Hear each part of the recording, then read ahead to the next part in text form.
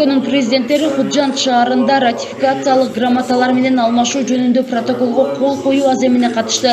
Мамлекет башчылары бул келишим эки өлкөнүн ортосундагы ар тараптуу өз ара аракеттенүүнү бекем пайдалуу болуп, келечек муундарга саясий жетилгендиктин, боордоштуктун жана тарыхый жоопкерчиликтин үлгүсү болоруна ишеним билдиришти.